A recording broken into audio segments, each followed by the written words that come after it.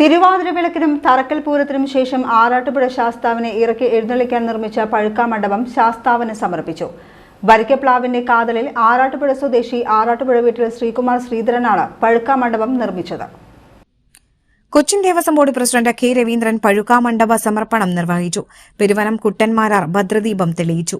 Cochin Devaswom board secretary P Bindu, deputy commissioner Sunil Kartha, Mullappally Gopinathan, ക്ഷേത്രം തന്ത്രി കുടുംബാംഗം K P Sankaran Bhattathiripad, Peruvanam Arattupuzha Pooram central committee president A Kumaran, Peruvanam Satheesan Marar, Arattupuzha Devaswom officer U Anilkumar, Arattupuzha ക്ഷേത്ര ഉപദേശക സമിതി president Manoj Mangalath, vice president K Muraleedharan, secretary P Manoj, joint secretary Sajeev കീയത്ത്, auditor Dileep Kumar, Arattupuzha Pooram coordinator M Rajendran, ശില്പി ശ്രീകുമാർ ശ്രീധരൻ, ക്ഷേത്ര മൂരാളന്മാർ, സെൻട്രൽ കമ്മിറ്റി അംഗങ്ങൾ, പങ്കാളി ക്ഷേത്ര പ്രതിനിധികൾ തുടങ്ങിയവർ ചടങ്ങിൽ പങ്കെടുത്തു.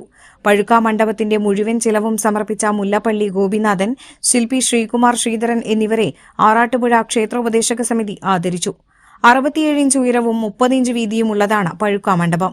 മേൽക്കൂര തീർത്ത് താഴികക്കുടം വെച്ച പഴുക്കാമണ്ഡപത്തിൽ ദ്വാരപാലകർ, സോപാനം, പക്ഷിമാല, ഗജമാല തുടങ്ങിയ അലങ്കാരങ്ങളുമുണ്ട്.